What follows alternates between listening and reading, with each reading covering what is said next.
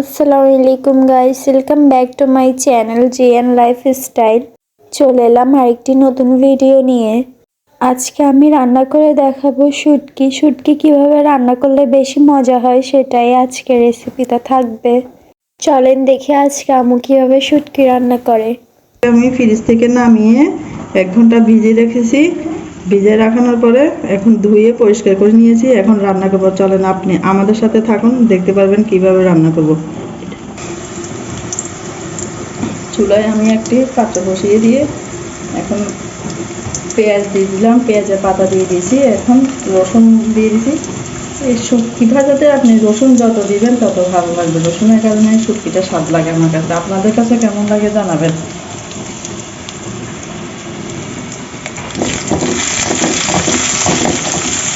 পেঁয়াজ আর রসুনটা নরম হয়ে আসলে একটু হলুদ গুঁড়া দিয়ে দিবেন 1 চামচ, মরিচ দিয়ে দিব 2 চামচ। আমি ঝাল খেতে পছন্দ করি শুটকিতে। আপনারা যেভাবে এখানে মরিচ ওইভাবে দিবেন, কম খেলে কম দিবেন, বেশি খেলে বেশি দিবেন। আর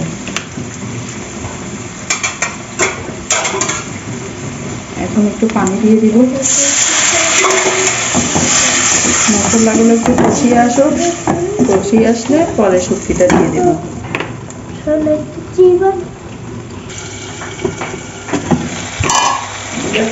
কষিয়ে উঠিয়েছে, চাল দিয়েছে মশলাগুলো। এখন আমরা শুটকিটা দিয়ে দেবো।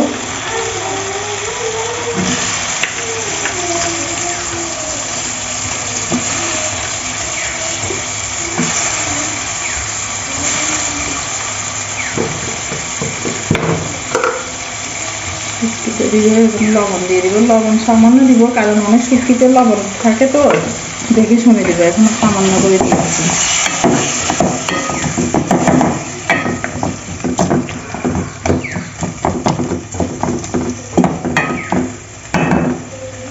একটু পানি দিয়ে দিব সামান্য। এই শুটকিতে আসল টিপস হচ্ছে আপনারা পানি অল্প দিয়ে দিয়ে কষিয়ে নেবেন। এখন একটু পানি দিলাম সামান্য, আবার কষিয়ে তেলে বসলে আবার পানি দিব।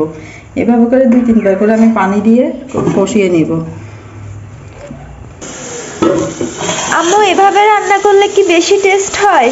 হ্যাঁ, এবার শুটকি তো এইভাবে রান্না করতে হয়। মানুষও তো অনেকে বোঝে না, একসাথে পানি কতগুলো দিয়ে দেয়। আমি বারবার করে অল্প একটু একটু করে পানি দিই।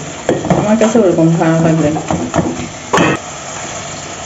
আবার একটু পানি দিয়ে দিচ্ছি, আর একবার দিলে হয়ে যাবে। শুটকিগুলো নরম হয়ে যাবে, তখন একেবারে আপনাদেরকে নামিয়ে দেখাবো। আমাদের শুটকিগুলো তেলের উপর চলে আসছে। এখন সামান্য একটু ধনেপাতা দিয়ে নামিয়ে নেব।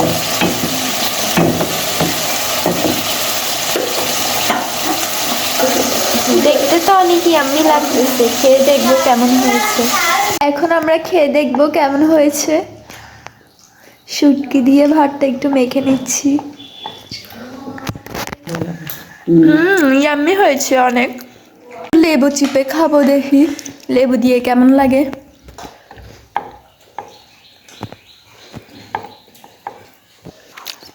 মজাই হয়েছে। আপনারাও এভাবে একদিন রান্না করে দেখবেন, অনেক মজা খেতে। এরকম আরও নিত্য নতুন ভিডিও পেতে আমাকে সাবস্ক্রাইব করে আমার পাশে থাকবেন। দেখা হবে নতুন কোনো ভিডিওতে। আল্লাহ হাফেজ।